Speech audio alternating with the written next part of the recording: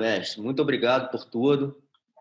E vamos começar. Geralmente eu começo perguntando, né, que eu acho muito importante, né, como é que foi o início dessa sua jornada, né? Você teve uma conexão, inclusive como atleta, né? Acho que o início da sua carreira foi como um atleta e um atleta de alta performance, né? Foi. Na realidade, eu comecei com aquilo que vocês gostam muito, tá? Não havia surf naquela época, não havia pranchas. Então, era na base do peito, tá? Era pegar ondas no peito. E fazíamos competição aqui no Poço 4, porque antigamente não havia essa imagem da praia que temos hoje, larga, imensa, não é? Então, a praia foi aterrada de Copacabana. Sim. E as ondas eram grandes. Se não fosse o aterro de Copacabana, hoje seria um lugar maravilhoso para ondas. Davam ondas de 2, 3 metros, perfeitas. E a gente pegava a onda no peito. E daí eu acabei indo para o paraquedismo e, como paraquedista, acabei me saindo muito bem lá e virei atleta lá dentro. E, como atleta, acabei saindo sargento e só fazia competições. E acabei fazendo educação física, me formei muito cedo, aos 20 anos. E, como sargento paraquedista, eu ganhava só para isso. Acabei disputando 8 ou 9 campeonatos mundiais de pentatlo militar e fui 2 vezes campeão mundial. E são provas duríssimas, são 5 provas, feitas em 5 dias. Sim. E a prova mais simples, na realidade, é a prova do tiro ao alvo. 200 metros, um tiro lento e um tiro rápido. Eu, na realidade, com o tiro rápido, em 1 minuto, eu botava 10 tiros a 200 metros de distância na sua cabeça. E o esporte foi indo, depois larguei, saí do exército, saí de ser sargento, fundei a minha academia, que está lá até hoje, e comecei a treinar atletas. E daí a minha vida começou a mudar em termos, não como desportista, mas como treinador. E treinei vários, principalmente, inicialmente, na parte da natação, que eu fui campeão carioca de natação, fui técnico de natação, fui campeão carioca de ginástica olímpica, fui técnico de ginástica olímpica. E a ginástica olímpica e a natação não se coadunam, assim como o pentatlo também não com a ginástica olímpica. Apenas uma das provas, que é a pista de obstáculos. E daí para frente comecei a treinar atletas dentro da natação. Mantive o Djalma Madruga, que ficou muito conhecido, foi um dos maiores nadadores que eu conheci até hoje, 4 Olimpíadas. E o Silvio Fiolo, nado peito, preparei-o, treinei-o junto com o Pavel. E na volta da Olimpíada em Roma, foi 4º lugar, com batida de mão entre o primeiro, segundo, terceiro, quarto. E ele acabou pedindo o recorde mundial e foi recordista mundial. Bateu o recorde do russo, nado peito, 100 metros. E 1 mês depois, o russo bateu de novo o recorde de natação 100 metros e o Fiolo largou a natação. Hoje, não sei direito o paradeiro dele, mas deve estar com seus 72 anos. Ele era garoto, me viu numa revista aberta da enciclopédia, numa banca de jornal, e pediu que eu o treinasse para a Olimpíada, porque ele estava um pouco down, estava ruim de cabeça, não queria mais treinar. E não sei por que cargas d'água, mas consegui fazer um milagre, junto com o técnico dele, Pablo, que era meu amigo. E acabou sendo um campeão mundial de 100 metros E depois foi mais adiante o Djalma Madruga e outros que treinei, inclusive a equipe que foi para um Pan-Americano de natação. E nisso comecei a treinar atletas em vários níveis, como principalmente o triatlon, Dolabella, Fernanda Keller. E, de repente, apareceu-me o Rickson Grace. Então, mestre, rapidinho, só antes da gente até entrar nesse assunto,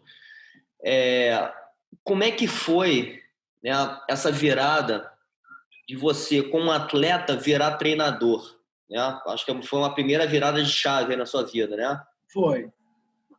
André, eu posso dizer que a virada foi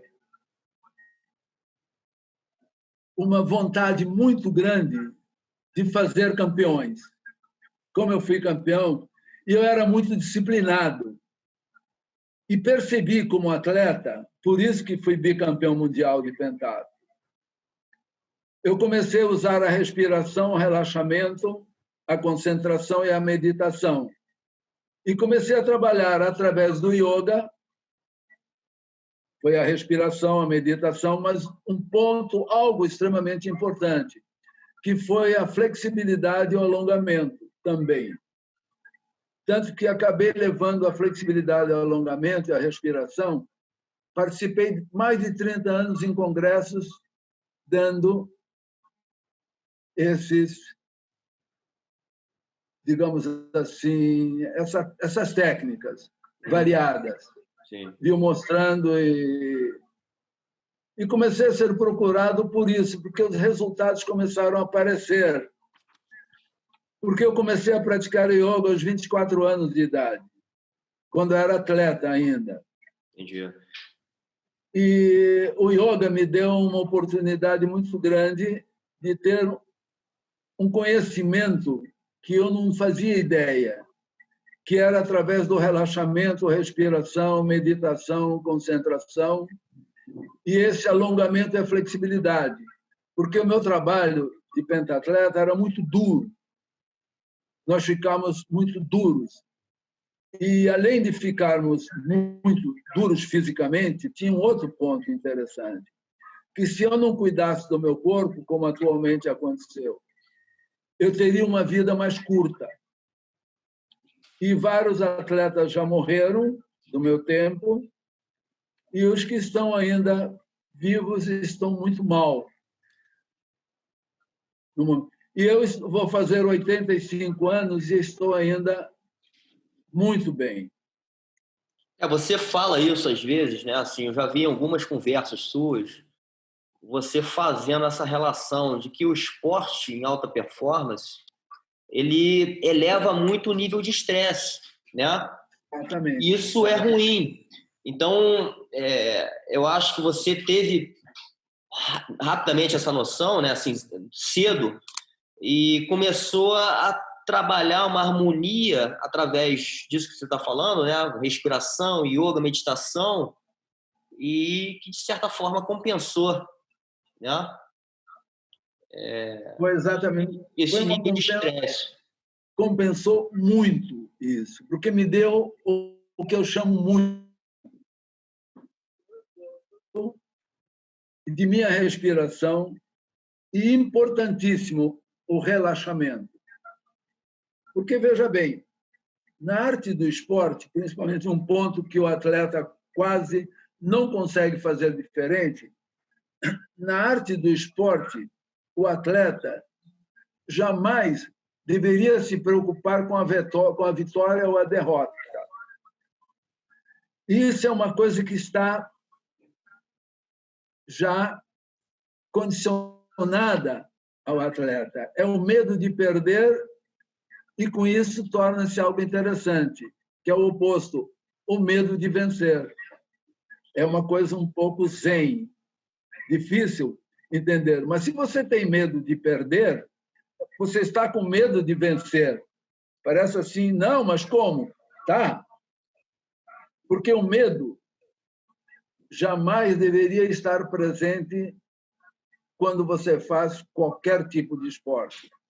Na arte marcial propriamente dita, então, é pior ainda. porque é muito momentâneo. É uma coisa, frações de segundos, você perde uma luta porque você deixou o teu pensamento, a tua imagem cerebral sair do foco. Sim. O tênis acontece muito isso, o voleibol acontece.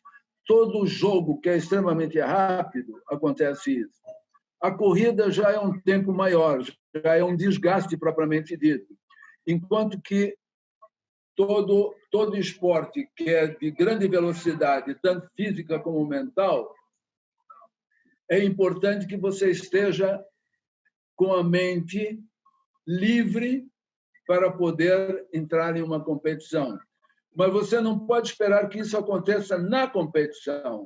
Você tem que treinar antes. A respiração que é fundamental.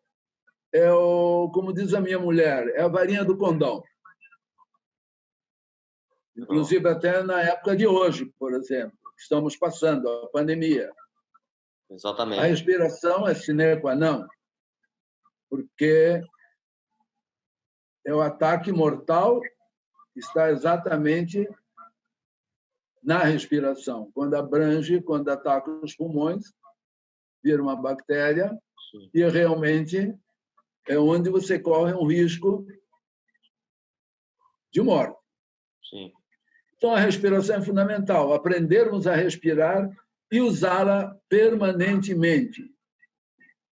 Agora, mas para que isto aconteça, é necessário eu compreender um ponto, André. Veja bem, eu vou fazer um triângulo equilátero aqui. Eu vou pôr em um dos lados a mente, outro lado, intelecto, e vou botar embaixo, que é um outro lado, o ego. Então, os yogis, há muito tempo, partiram do princípio, eu demorei a entender isso depois que fiz um jogo aqui. Então, os filósofos dentro do yoga, que são muito raros, é difícil encontrar isso. Eu ouvi de um que já morreu há muitos anos, fui 12 vezes à Índia. Ele disse, o intelecto, a mente e o ego geram o pensamento. Você está olhando para mim, eu estou olhando para você. Ou olho para mim, ou você para você. Qualquer coisa que façamos, o nosso pensamento entra em ação, através do intelecto, através da mente ou através do ego. Sim. E daí? Ele disse uma coisa interessante. Se os meus pensamentos forem bons, eu serei bom. Se os meus pensamentos forem maus, eu serei mau. Se os meus pensamentos forem positivos, eu serei positivo. Se forem negativos, eu serei negativo. Mas o ideal é que esse pensamento tenha o poder de chegar a um ponto que é a introspecção. É eu me sentir. Quando eu me sinto, é um pouco zen, um pouco budista. Quando eu me sinto inteiro e estou introspectivo e não estou preocupado nem em perder, nem em vencer, existe somente o medir as forças. Sim. Se eu estiver jogando tênis, eu estou medindo as forças. O que mais? Essas forças englobam técnicas, concentração, relaxamento, foco, meu corpo, como se encontra, o meu adversário, como ele se encontra, o que ele pretende fazer, o retângulo grande, que é o quadrado dele, o meu quadrado, onde a bola vai cair, tem a rede, tem uma raquete, é um conjunto de técnicas que vão funcionar. É a mesma coisa para a arte marcial, todas as artes marciais. Por isso que os samurais usavam muito a meditação, que era uma concentração, até o ponto em que o samurai, quando enfrentava, ele não tinha medo nem da morte, para ele não tinha vida nem morte. Ele tinha apenas um foco, que é vencer ou perder. Sim. Ele não podia estar preocupado com a vitória nem a derrota. O Rickson um dia me disse isso.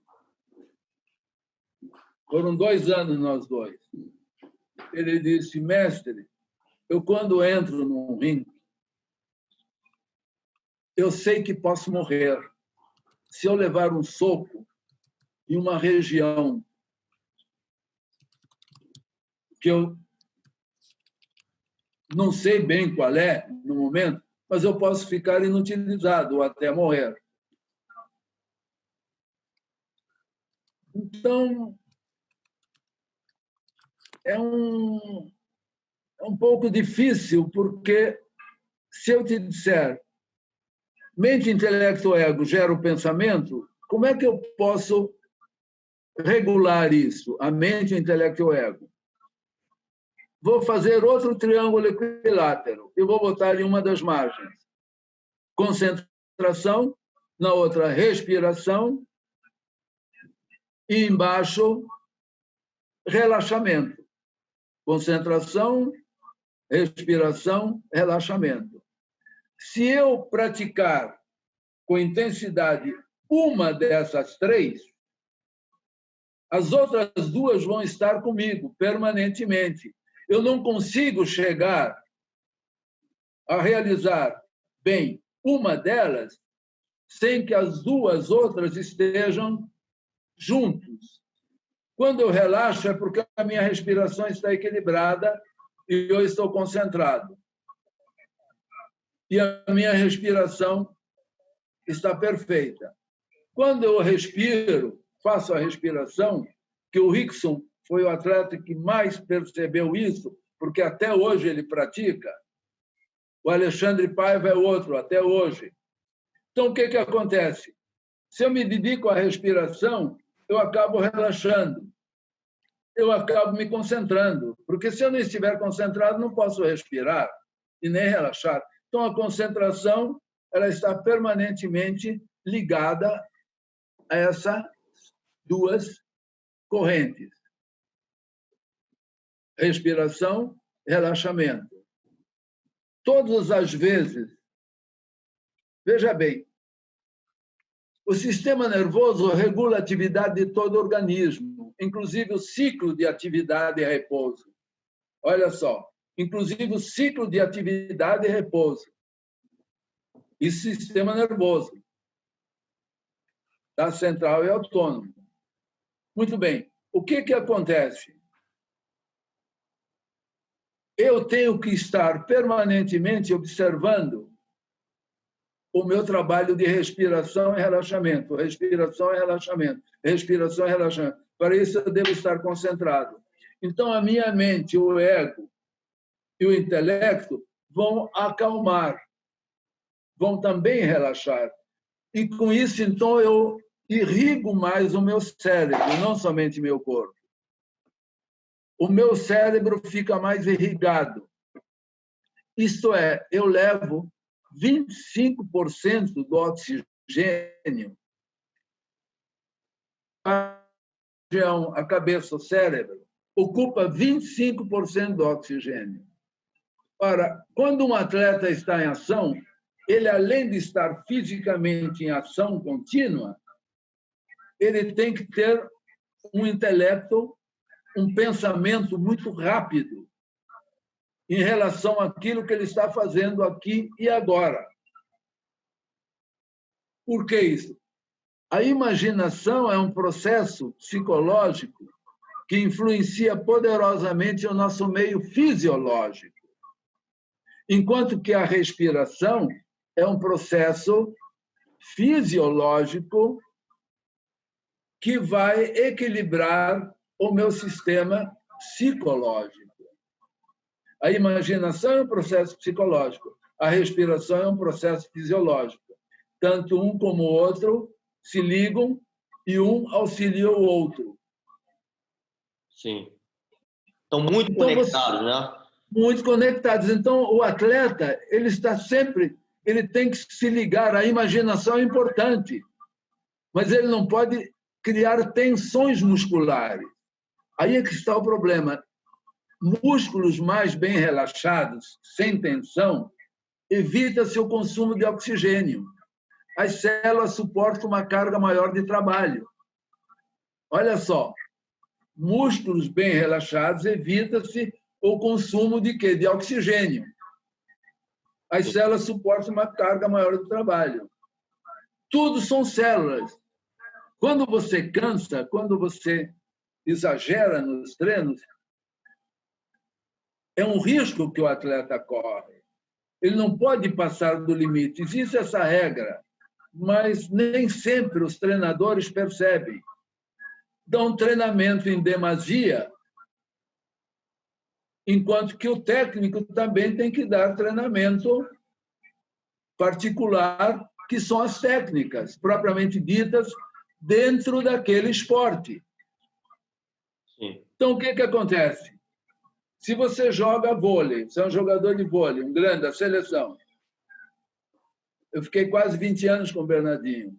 Pois é, eu ia até falar isso, né? Porque você comentou sobre o vôlei e você teve essa relação com o Bernardinho, né? E foi uma coisa espetacular, eu aprendi muito com ele. Isso, né? Eu aprendi muito com ele. É um cara espetacular, fora de série. Então, o que acontece? O esporte, eu tenho que saber como treinador, como preparador físico, como treinador físico, eu tenho que compreender que eu não posso satisfazer a mim mesmo, pegar esse atleta e tirar o couro dele fora dos treinos técnicos.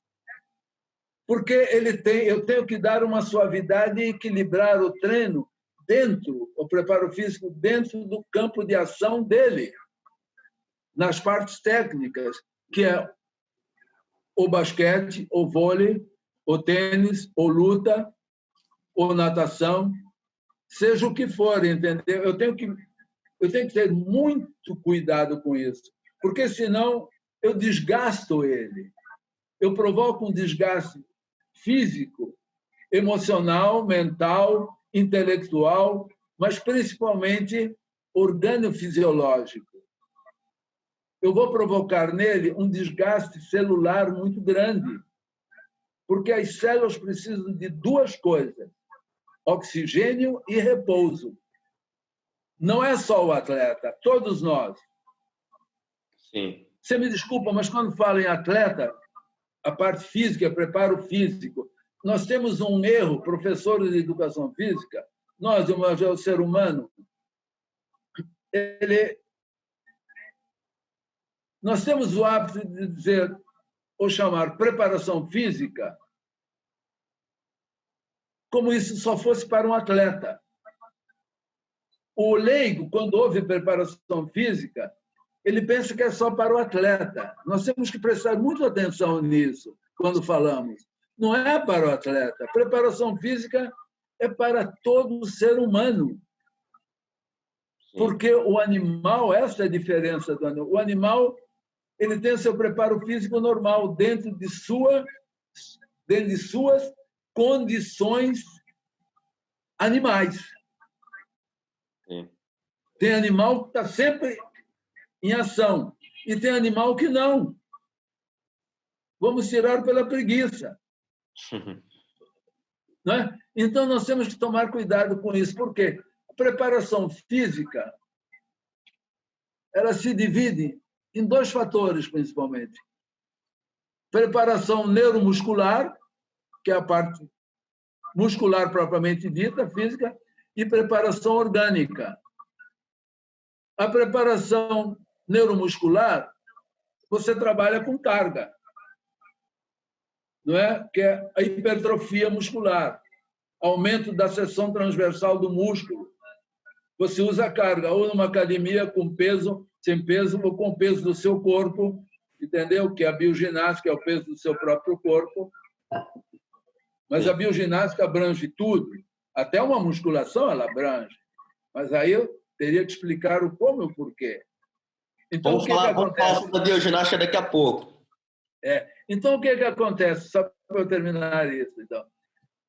Preparação neuromuscular, hipertrofia, aumento da seção transversal do músculo, usando carga, principalmente a musculação que usa. Hoje, cordas, carregando, empurrando pneus, tudo depende de cada atleta e o que ele vai fazer. Muito bem. Só que você, quando está fazendo isso, tem que ter cuidado porque há um desgaste. E quando você vai trabalhar as partes técnicas do esporte propriamente dito, você também está perdendo energia, está desgastando os músculos.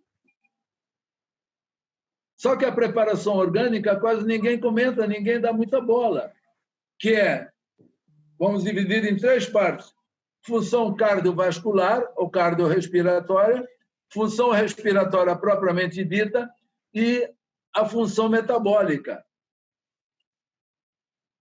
A função cardiovascular, cardiorrespiratória e a função metabólica dependem da função respiratória. Então, o atleta pergunta, como é que eu respiro? Respire. Não, você tem que aprender a respirar, porque você desaprendeu desde quando nasceu. Você não usa mais o diafragma, nem intercostais. Você não oxigena mais. E por que, mestre, isso acontece?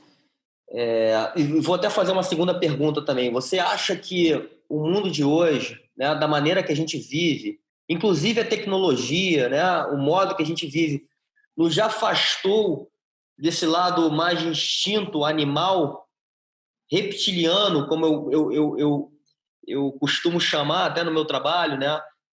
Eu falo muito do lado reptiliano do cérebro, né, que é o lado animal, é o lado instintivo.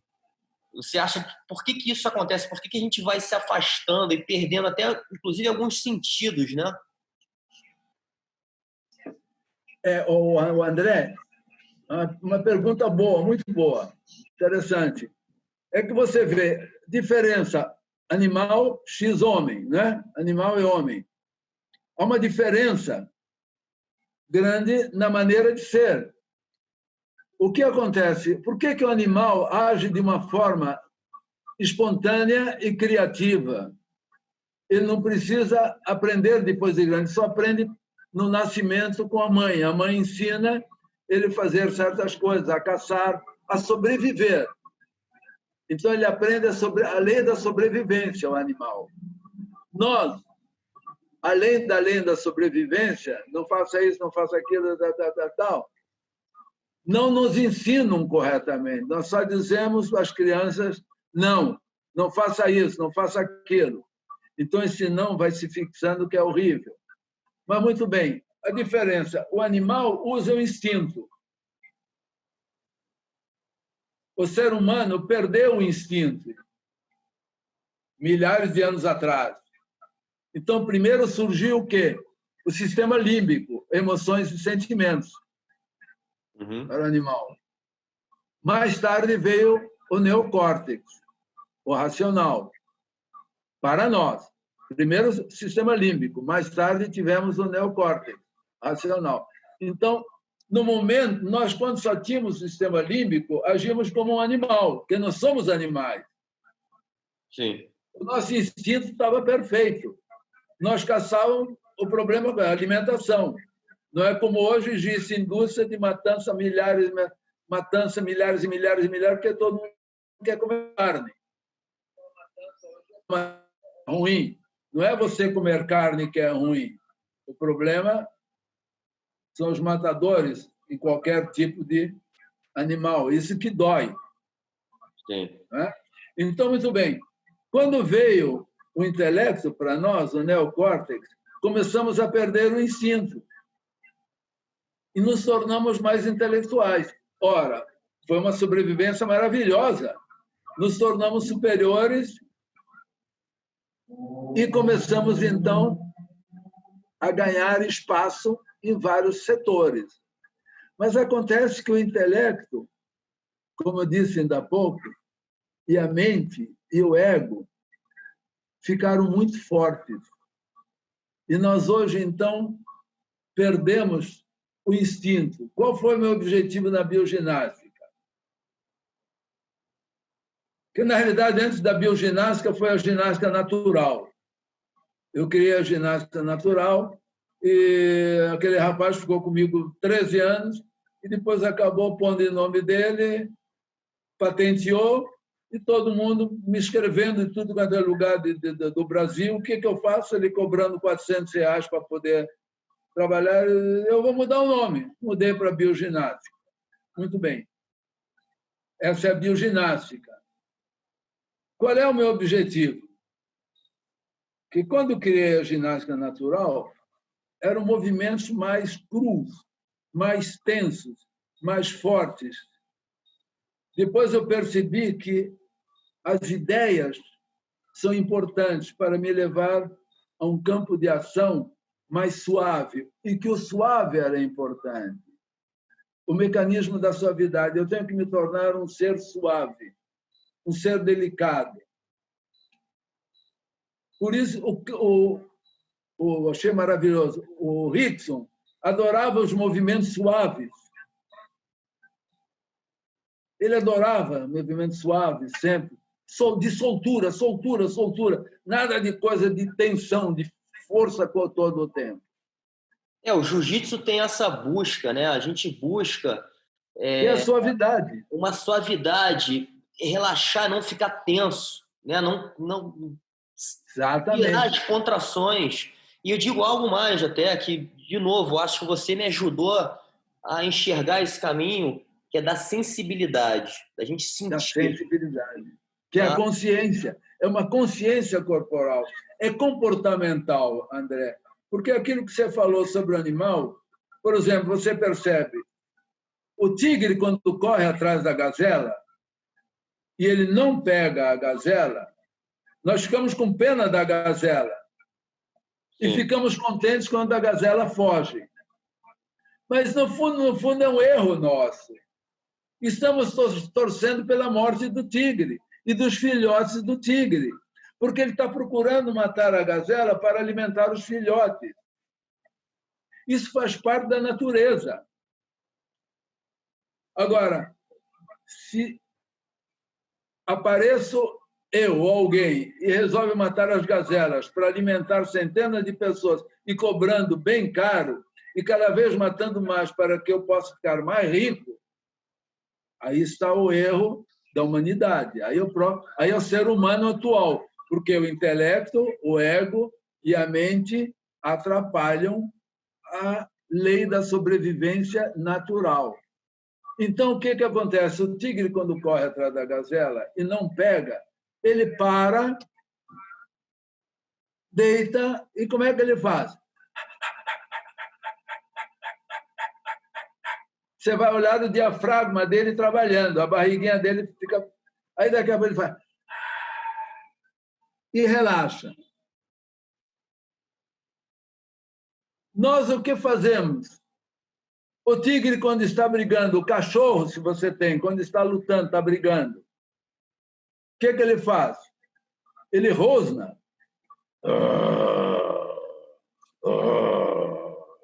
E quando ele entra na luta, o que ele está fazendo? Ele está soltando ar. Nós, quando vamos brigar ou por alguma razão ficamos com raiva, o que nos acontece? Prendemos a respiração. Exatamente. A gente contrai.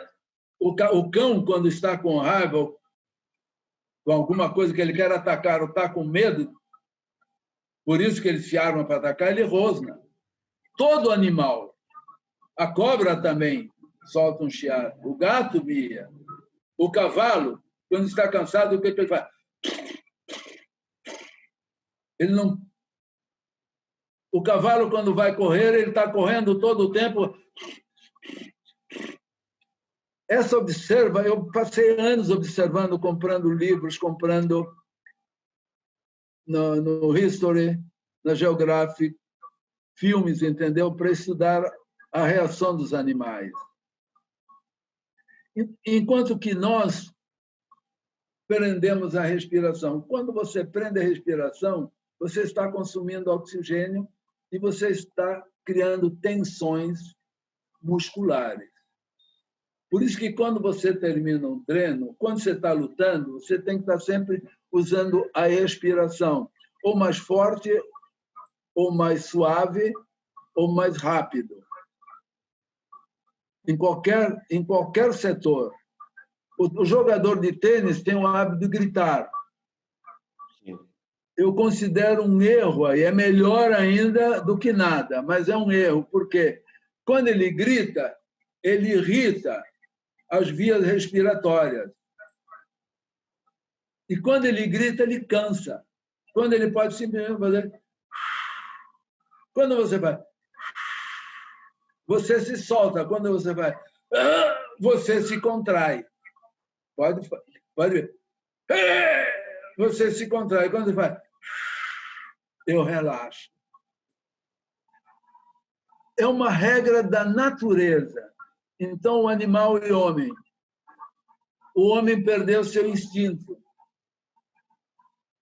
Sim. Eu criei a bioginástica e trabalhei muito essa parte animal, como ainda trabalho, para que ele volte a uma parte do seu instinto. E, aos poucos, através do instinto que ele recupera, ele comece a perceber a intuição. A intuição é que é fantástica. Einstein, em um dos seus livros, ele diz assim: tudo que veio a mim, Einstein, né? Tudo que veio a mim veio através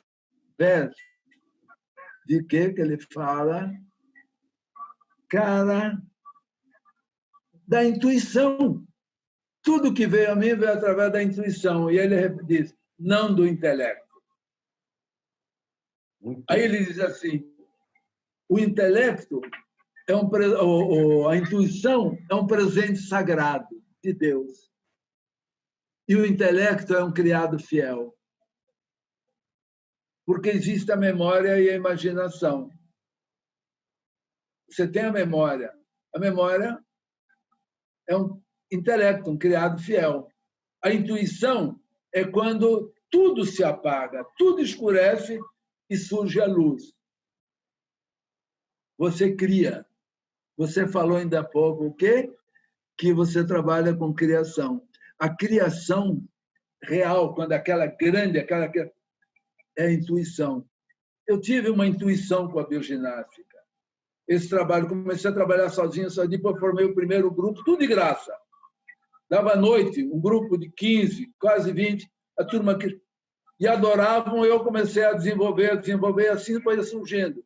Primeiro veio o quê? Surge com o Kenpo, com o Tai Chi, a expressão corporal, a flexibilidade, o alongamento. Aí incorporei respiração, relaxamento, concentração, meditação. Hoje eu trabalho dessa forma. Você trouxe, né? Isso eu acho que é um aspecto importante também, né? Um ponto importante do trabalho da bioginástica. Você resgata uma essência da arte marcial, né? Você falou agora, o Kenpo, Tai Chi. O Kalaripayat, que é a arte indiana, que dizem que é antes da época do taoísmo, tá? Que é anterior ao Tai Chi, a várias técnicas. Eu fui iniciado lá, na Índia, numa dessas.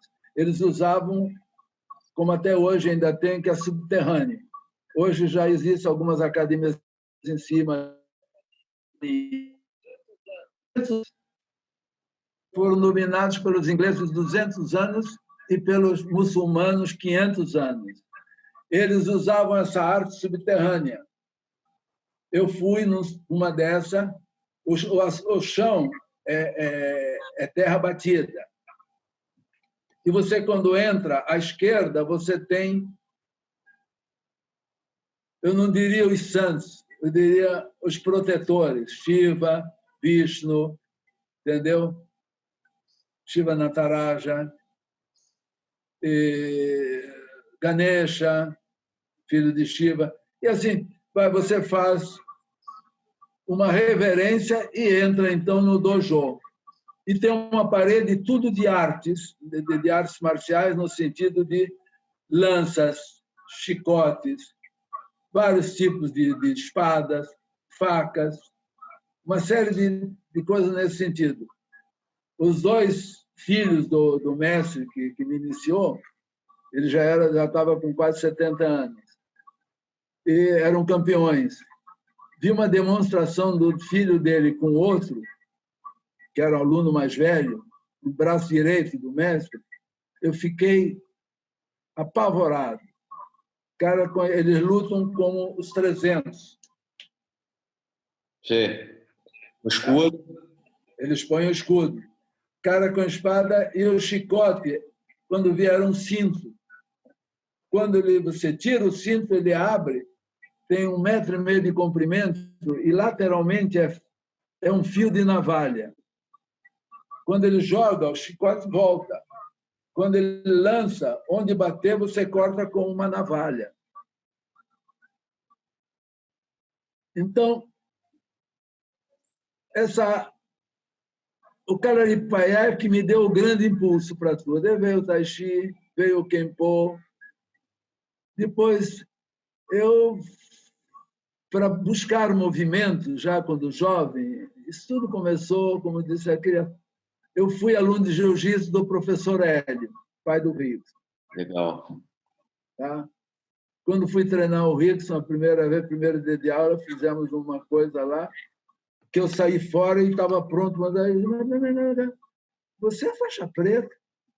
Eu comecei a cair na gargalhada, disse, não, faixa branca e olha lá. Fiz com seu pai, fui aluno do seu pai, mas nunca pensei em faixa.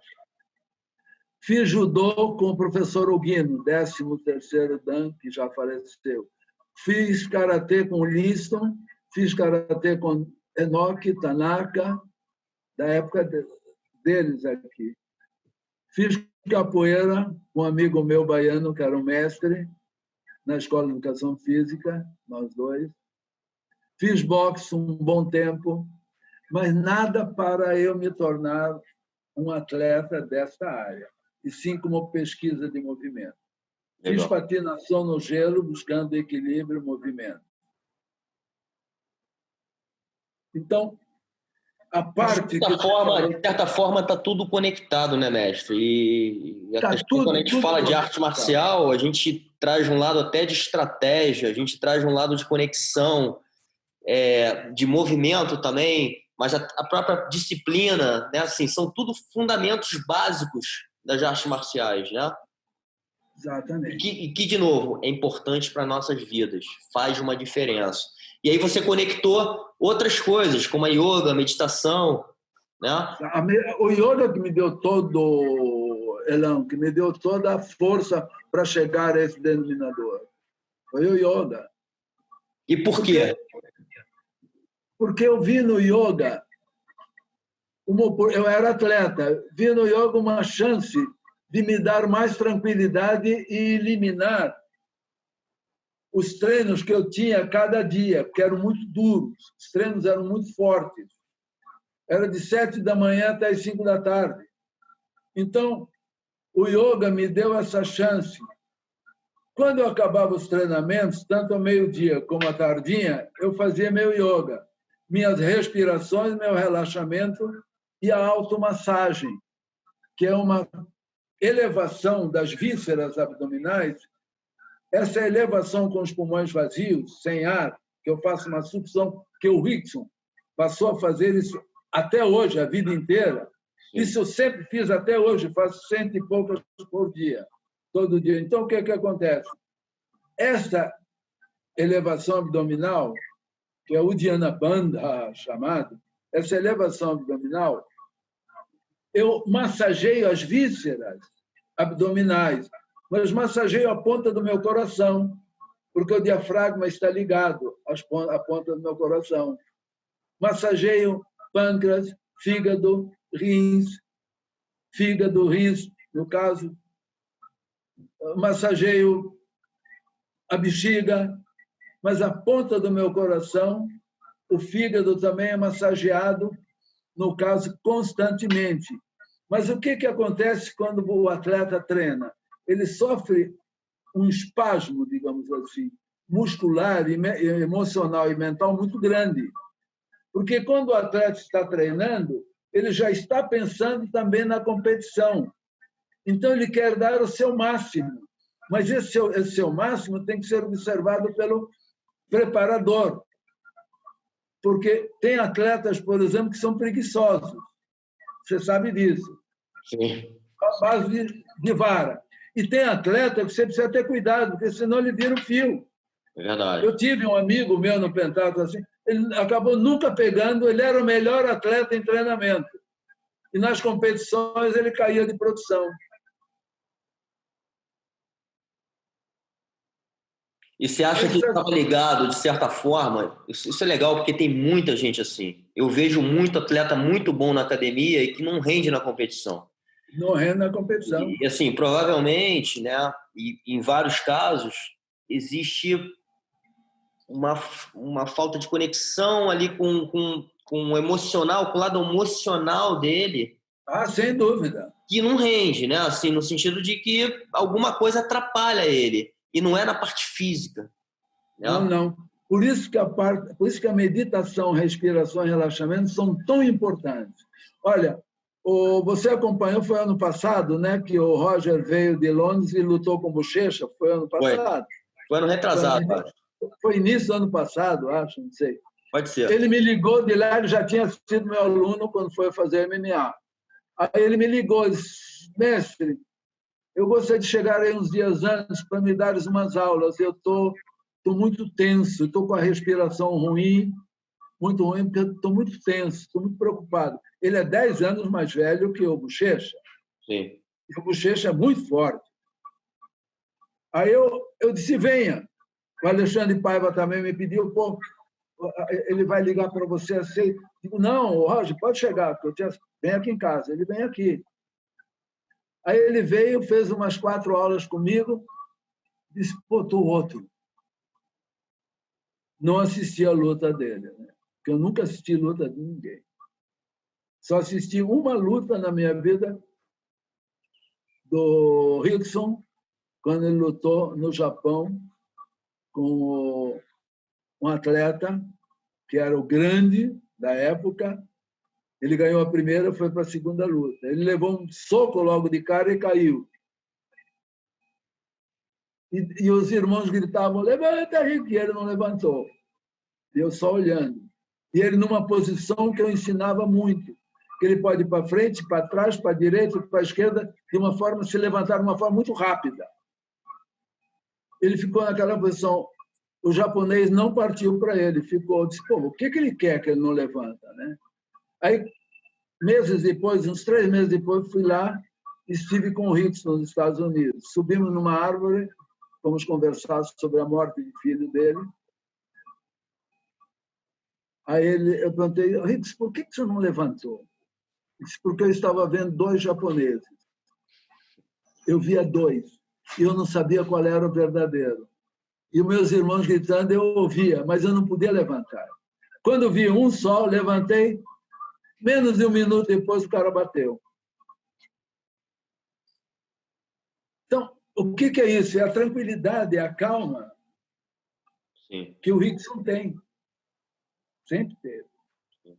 Então, o desportista tem que estar sempre com a respiração equilibrada, tem que estar sempre com a mente no lugar, com o intelecto no lugar e relaxado. Relaxado não é relaxado. Você estar consciente relaxado. O consciente é que eu coloco na bioginástica todo o tempo. Por isso que eu digo, é comportamental. Então, a parte animal com o homem não tinha muita diferença. Hoje tem. Nós somos seres muito preocupados e muito egoístas. E o esporte hoje é diferente do antigo esporte. É pior hoje. Porque hoje, se você vence uma Olimpíada, você fica rico. Isso na cabeça do atleta provoca uma perturbação muito grande. É verdade. Eu falei, estou falando demais, né? Nada. Mestre, está ótimo. Está riquíssima a conversa. Você sabe que quem é interessante, porque falei só em Rickson, mas o Alexandre Paiva, o Gigi, foi um grande atleta. Está há 30 anos comigo, ainda pratica. A mulher dele, a Dani, uma grande ciclista, 2 vezes campeã da travessia dos Estados Unidos. A primeira eu fui junto, a segunda não pude, porque eu operei o joelho. Mas eu fiquei orientando daqui. É uma atleta fantástica. Ela faz as respirações diariamente. Eu trabalho, ela só faz o meu trabalho. É um trabalho que não é desgastante. Quando ela termina o meu trabalho, eu disse: pô, Orlando, estou pronta para pedalar. Murilo Bustamante foi outro grande atleta comigo, muitos anos. Me lembro que a primeira luta que ele fez no Maracanãzinho, de Vale Tudo, ele saiu da minha casa: mestre, o que eu faço, hein? Ele disse: Murilo, não posso. Mas assim, eu digo, só tem uma coisa: olhar de tigre. Que ele fazia muito olhar de tigre. Olhe dentro dos olhos do seu Oponente. adversário e sinta pelos olhos o que ele pretende fazer. Não sei se foi isso que ganhou a luta. Marco Ruas foi lá na academia: pô, o senhor foi treinador do Rickson, eu estou precisando do senhor, tenho 1 mês para fazer a minha luta no campeonato mundial. Começamos amanhã, pronto, fazia todo dia com ele. Eu viajei para Machu Picchu e ele viajou, minha filha ligou: Marco Rua foi campeão, papai. Valide, com aquela luta com o Reis na praia. Ficou 5 meses comigo. Também. Muito bom. E assim foi. Fernanda Keller também, né? O Fábio Gurgel, esse pessoal todo, Malibu, foram meus alunos jovens. O Fábio Gurgel tinha 17 anos quando foi para lá. Era um grupinho que fazia comigo. Malibu, Traves, o Fábio Gurgel, o Alexandre Paiva. A turma fazia só com ele, eu dava um horário especial para eles. Fazia o treinamento dentro daquele. Eu falei com o Vini hoje, ele falou: pô, eu treinei com Orlando, junto com o Rickson, junto com o Marcelo Bering também. O Marcelo Bering foi meu aluno bastante tempo. Aquela luta que ele teve com o... que era sem tempo, ele perdeu. Agora esqueci. Que era aluno do Carson. E o Marcelo Bering teve um problema. O Cássio Cardoso. Ele perdeu por uma razão. Ele estava treinando na academia do Rickson. Eu treinava o Rickson depois dele. Treinei Soneca, Reagan, Jean-Jacques. Todos eles foram de pequenos e foram até grandes, depois grandes já lutadores. Mas é interessante porque o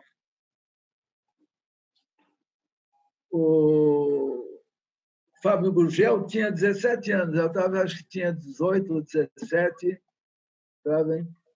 Por aí. O Malibu também de 20 e poucos anos, também era jovem. O Jacaré, eles eram alunos do Jacaré, o Jacaré Sim. que trouxe, e o Jacaré treinava juntos. Muito legal o Jacaré. Então, aquele grupo todo da Aliança. Mas foi uma época muito boa. Tem muita coisa para falar, viu, André? Muito bom. E voltando até o contato que eu tive, né, te conhecendo, e a gente fez aquele workshop junto, o quanto aquilo mudou, inclusive a forma, e eu poder trazer um pouco da bioginástica para dentro, né, das minhas aulas, enfim, como uma coisa muito rica, né, assim, mudou para mim a forma que você mostrou, né, de como respirar e como lidar, inclusive, com algumas coisas. Assim, foi um divisor de águas para mim. E eu consigo hoje passar para os meus alunos, né, e dou muito valor enfim, essa visão, essa nova visão ali que eu tive. E lógico, depois estudei mais também, né, fiquei um pouquinho mais interessado em entender melhor sobre toda essa parte, porque como você também sempre fala, né, tá tudo baseado na ciência, né, não tem... Tudo na ciência. O estresse o estresse é uma doença, entendeu? Vamos chamar assim, que é muito prejudicial a todo mundo, a todos nós.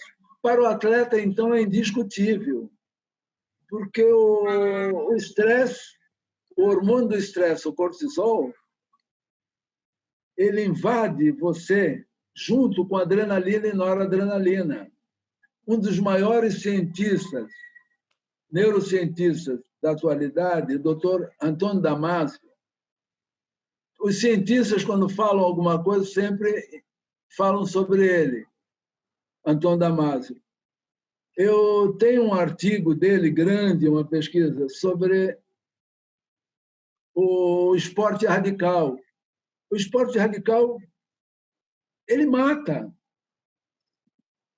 Todo esporte, em demasia, ele envelhece, porque você deixa de levar oxigênio para o seu corpo e principalmente para o cérebro. Então, o estresse, o hormônio do estresse, o cortisol, quando entra em ação, é porque adrenalina e noradrenalina já entraram em ação. E adrenalina e noradrenalina, quando você relaxa, em seguida, elas voltam ao normal. Quando você repete muito, que é o perigo. E o cortisol demora mais a normalizar. Só que o cortisol estimula os radicais livres. Vai provocar um aumento dos radicais livres. E os radicais livres matam as mitocôndrias. Uma parte das células, particularmente uma parte das células, que são afetadas pelos radicais livres são as mitocôndrias. As mitocôndrias são responsáveis pela nossa energia. Olha só, é isso que eu faço uma ligação pela nossa energia. Então, quando você está lutando, um exemplo, vamos levar para a luta, e o teu pensamento está ruim, isto é, teu intelecto, tua mente, teu ego está ruim aí, e você está dispersivo, e você não está respirando corretamente, você sente um cansaço fora do normal, porque as mitocôndrias foram afetadas. Aí, nesse momento, milhares de células são mortas, morrem. E esse cansaço, mestre, ele não é só físico, né? Ele atinge muito o seu lado emocional também, né? Nunca vem um cansaço só mental ou só físico. Os dois vêm sempre juntos. Os dois vêm. Tanto que se você estuda demais e não faz nenhum trabalho físico, não se mexe, se você ficar no computador horas sem se mover, você corre risco de ter grandes tensões e desgaste físico, inclusive. Mas como foi? Você tem um desgaste físico também.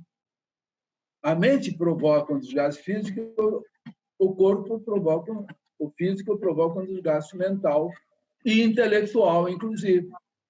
Sim.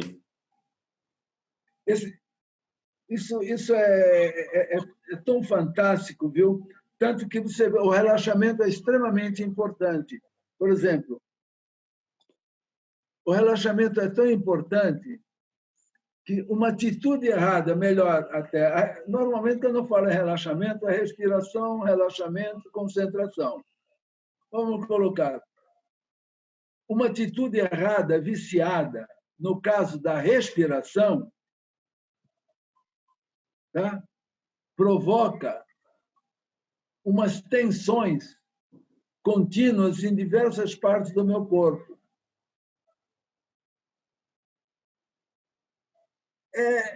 É um círculo vicioso, sempre, um círculo vicioso. Sim. E você falou uma coisa... No caso, até prejudica, e interessante, que prejudica a atividade física, prejudica a elasticidade e a agilidade dos movimentos físicos. Olha só, a respiração afeta a agilidade e a mobilidade e a rapidez dos movimentos físicos. Entorpece. Te entorpece tanto mentalmente como intelectualmente. É uma coisa...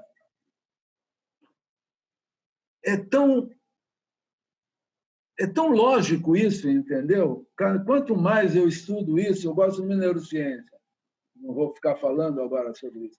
Quanto mais eu estudo isso, mais eu percebo a importância da respiração. E hoje em dia, a neurociência está falando muito nisso. Sim. Tanto que você vê, eu falei ainda há pouquinho sobre a parte do metabolismo, a função metabólica. Nossa função metabólica é importante, como atleta e como não atleta, o metabolismo, né?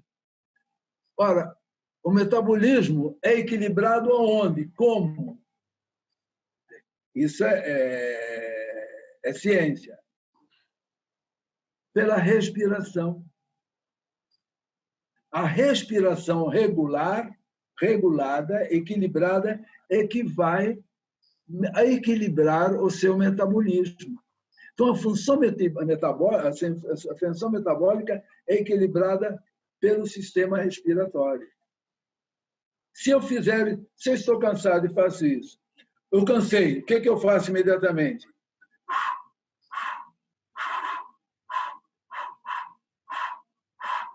Estou eliminando o gás carbono, o máximo que eu puder, para equilibrar o meu metabolismo. Quando eu descansei um pouquinho mais, então eu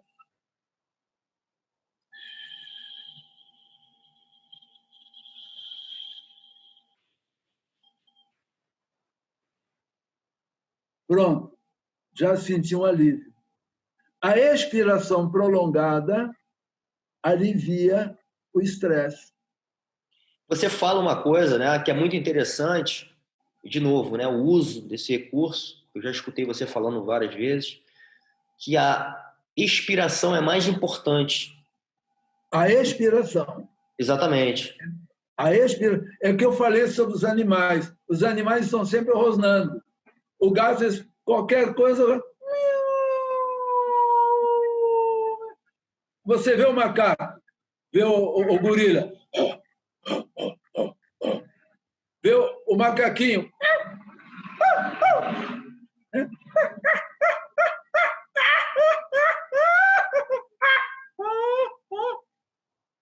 As aves, a mesma coisa.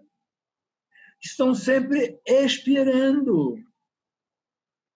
Meu Deus, isso é a coisa mais lógica que podemos pensar.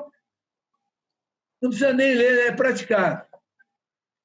E a outra coisa que você fala relacionada a isso é que a inspiração é pelo nariz, não pela boca. Porque o nariz filtra. A inspiração, sim.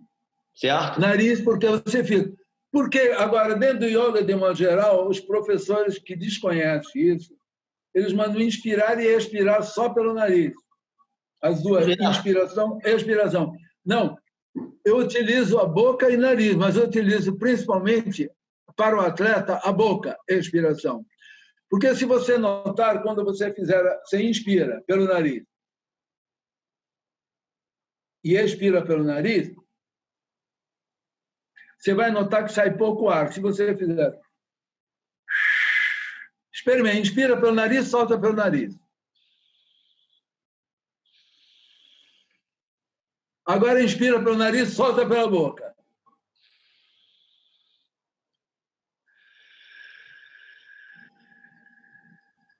O que você soltou mais? Você vai sentir. Tem muito mais pela boca. Muito mais pela boca. Agora, quando você vai fazer uma yoga tranquilo, ok? Está tranquilo, você está tranquilo, já vai fazer yoga, está tranquilo. Então, você inspira e expira pelo nariz. Mas antes convém você fazer várias expirações também pela boca, que é para regular o pH. Porque o pH nosso, sanguíneo, é 7,4. Significa o que 7,4? Que é alcalino. Sim. Nosso sangue, o pH é alcalino e não ácido. 7 é neutro, acidose e alcalinidade do sangue. 7,4 é alcalino. Abaixou de 7,4 e vira ácido. O que a ciência descobriu ultimamente? Olha, o yoga é milenar, mas tem coisas que são só assim, simbólicas dentro do yoga. Tem gente que acredita, não, é simbólico. Mas tem coisa, através da respiração, que é batata. Ora, quando eu vou meditar, eu me sento e ainda estou um pouco tenso. Então, eu expiro pela boca mais prolongadamente 6, 7 vezes e faço uma respiração completa. Depois, então, faço um pouco de fole, só com o nariz. Levo oxigênio e elimino o gás carbono. Quando eu inspiro lentamente, solto pela boca prolongadamente, estou regulando o que? O pH. Porque a ciência, em pesquisa, a neurociência, chegou à conclusão que uma grande parte de nossas doenças é porque somos mais ácidos que alcalinos. Exatamente. Isso está muito ligado às doenças, né? É a bebida, né? A comida, a bebida. O estresse provoca o aumento da acidose. A dieta Gracie está muito baseada nisso também. Muito, a dieta Gracie, muito. Carlos, eu conheci o Carlos, que criou a dieta Gracie. Os meus sobrinhos viviam lá, que eram amigos. Meus sobrinhos são queridíssimos, eram amigos iam para o sítio lá nosso, ficavam com a minha sogra, às vezes eu chegava lá fim de semana, Jean-Jacques, Soneca, Regan, Roger. O Roger foi meu aluno muitos anos de bioginástica, dos irmãos Machado, né? Legal. Então,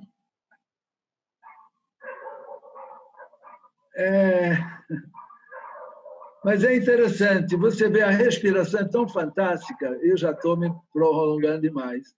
Pode falar. É tão fantástica a respiração, André.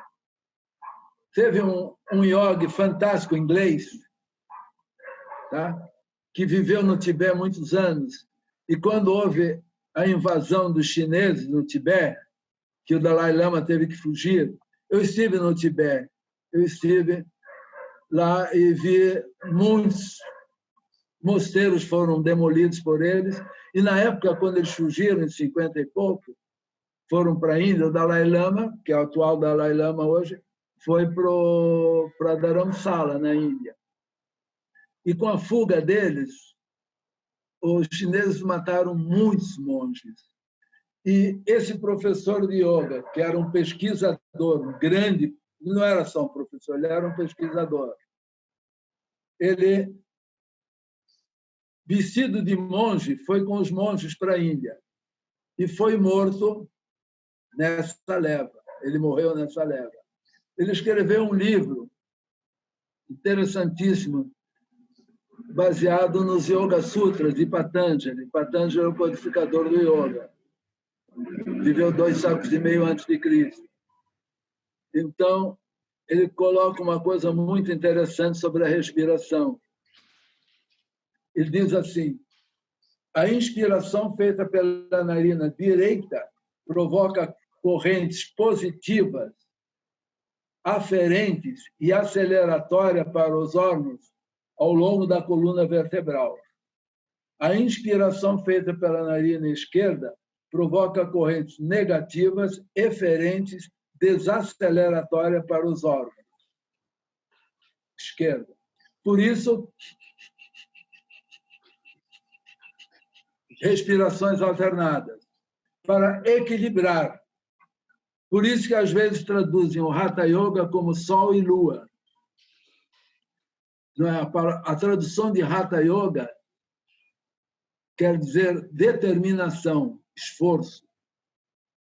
O corpo não é para você fazer yoga e botar um pé na cabeça, virar um contorcionista. Não, o yoga são posturas simples para você chegar a um denominador qual é? Introspecção através de seus movimentos. Então, o yoga vai te ajudar em qualquer esporte, porque você vai tomar consciência dos movimentos corporais. Então, a respiração ela é extremamente importante para equilibrar, principalmente o nosso metabolismo. E equilibrando o metabolismo, eu acalmo, eu relaxo diminuo o estresse, porque o cortisol diminui, é equilibrado, a adrenalina, noradrenalina é equilibrada, os radicais livres são equilibrados, o hipocampo, centro da memória, é equilibrado, aumenta a minha memória porque é oxigênio no cérebro. Então, por isso que hoje o meu trabalho também é diferente, a própria bioginástica, que Marcelo e Tiago fazem tão bem, são maravilhosos. Só que quando eles dão aula, eu fico com inveja, porque eu lembro do meu tempo até meus 75 anos. Mas eles são maravilhosos e eu também sou feliz por deixar os dois cuidando da bioginástica. Muito bons. Incríveis os dois. Grandes discípulos e são. Eu tenho uma satisfação muito uma energia grande. muito boa, sabem muito do que estão falando, né? Sabem. São estudiosos, Sim. são ouvintes, são bons ouvintes, fazem boas perguntas quando querem saber, não têm medo de perguntar, mas principalmente sabem ouvir. Legal. E são muito bons no que fazem. É uma satisfação muito grande minha. Muito legal. E, mestre, É, tem mais de um ponto, tem mais de uma coisa que você fala muito também, eu acho que está ligado com isso tudo, e eu lembro também da nossa experiência junto. Você, inclusive, contou uma história de quando você foi para a Índia e perguntou ao mestre sobre meditação, né? Acho que a meditação hoje é um tema grande, até um tema mundial, e é mais uma coisa que se conecta, né, na bioginástica. Ele foi o meu professor. Ele era médico, Dr. Sri Yogendra, ele era médico. E interessante porque eu tinha levado comigo para fazer esse curso, estava acho com uns 4, 5 alunos, além da minha mulher, lógico, né? Uns 4, 5 alunos que já saíram daqui com meus alunos. Aí alguém perguntou aos alunos sobre meditação para ele. O que é meditação, doutor Yogendra? Ele parou, olhou. Ele estava com 76 anos, barba branca, enorme. Para que vocês querem meditação? Eu, imediatamente, já tomei um susto. O que vem daí? Para que vocês querem meditação? Aí ele parou na disse assim, é muito simples. Muito simples. Sente-se e fique quieto.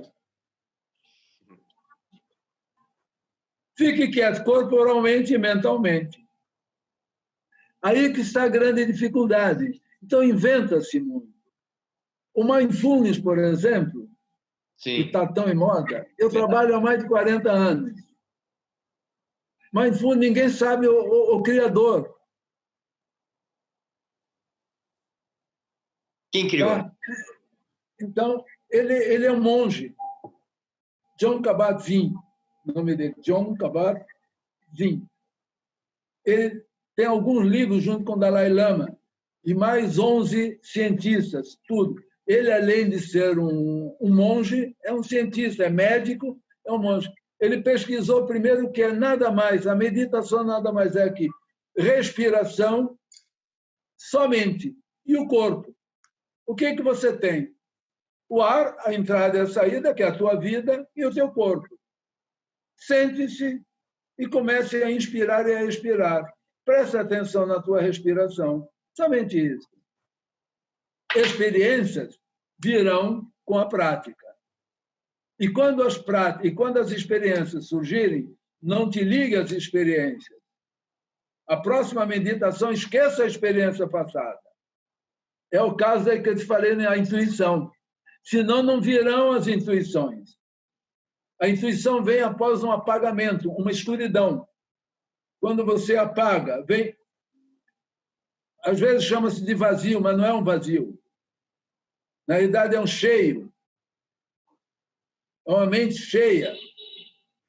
Ok? Mas no bom sentido. Tá? Nós temos a mente cheia de bobagem, de besteira, aquilo que eu falei antes, de pensamentos através do intelecto. É remover o intelecto, a mente e o ego. Então, daí surge a intuição.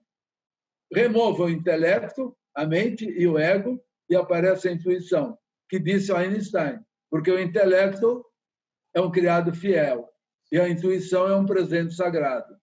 Então, quando você estiver no escuro, na escuridão, você não tem intuição. A intuição é uma luz. A intuição é um momento. Pegou? Pegou. Se deixou ir, acabou. Talvez só amanhã, ou daqui a um mês, ou nunca mais. Ou talvez você tenha uma atrás da outra. Depende de você. Então, na realidade, a meditação é um momento intuitivo, onde nada mais interessa. Nem a vida, nem a morte, nem teu pai, nem tua mãe, nem tua filha, nem tua mulher, nem teu marido, nem teu amigo, mais ninguém. Não interessa particularmente, porque são todos iguais para você. E você é igual a todos. Não tem mais preto, não tem mais branco, não tem mais japonês, não tem mais oriental, não tem mais nada. Não tem mais campeão, não existe mais nada. Você se encontra, talvez, com o divino. Não sei também como é. Eu tive algumas experiências fantásticas. Legal. Muito bom, mestre. Muito bom.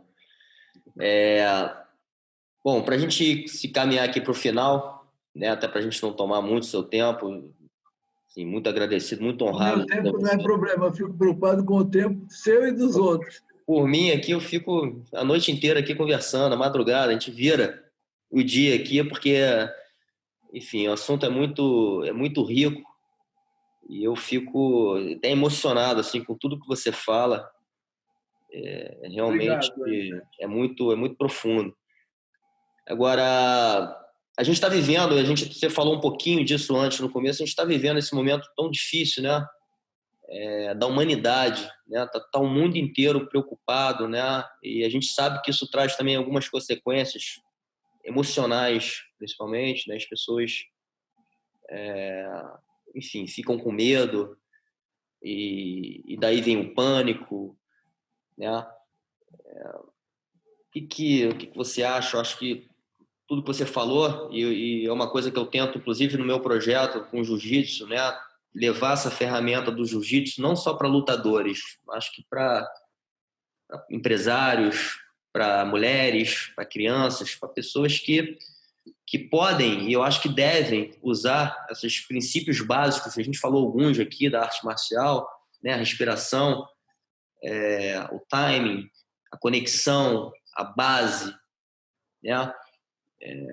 Enfim, então, o que você acha que nesse momento difícil, né, a gente pode, de alguma forma, passar de mensagem para a humanidade?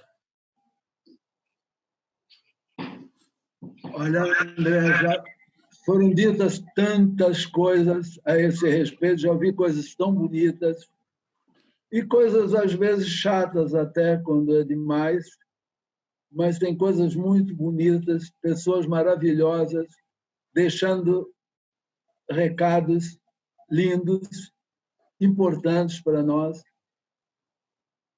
Eu diria uma palavra, principalmente, para não demorar muito, que é a melhor tradução para o yoga. Eu diria uma palavra, que é a melhor tradução do yoga. Harmonia. Eu acho que está faltando harmonia para o ser humano, para o povo desse planeta. Agora, de qualquer maneira, graças aos harmoniosos que ainda temos paz. Eu digo um pouco de paz, porque era para termos mais paz. Mas, havendo harmonia, a paz aumenta e o amor surge, aparece. Então, eu diria paz, harmonia e amor. Ou então, harmonia, paz e amor. Eu acho que isso seria o suficiente para que nós possamos, quando isso tudo acabar, entrarmos numa nova era. Caso contrário, nós vamos repetir tudo o antes. O ser humano tem Nós cometemos um erro muito grande, nós cometemos um erro muito grande. Infelizmente, esquecemos muito rápido as coisas. Por um lado, é bom. Por outro lado, não. Esquecemos muito rápido. Esse é o meu medo, que vamos esquecer rápido essa pandemia e vamos fazer tudo o que fizemos antes. Vamos ser exatamente como antes. A ignorância, a egoidade, o apego, a atração, a repulsa, e, de repente, nós vamos ficar como antes. Dor e sofrimento. A minha esperança é que haja uma melhora. A minha esperança é que haja uma melhora. Caso contrário, nós vamos repetir tudo anterior. Não tem alguma coisa que possa ser feita em particular como sendo a solução. Eu acho que a harmonia é uma palavra muito, muito boa, né?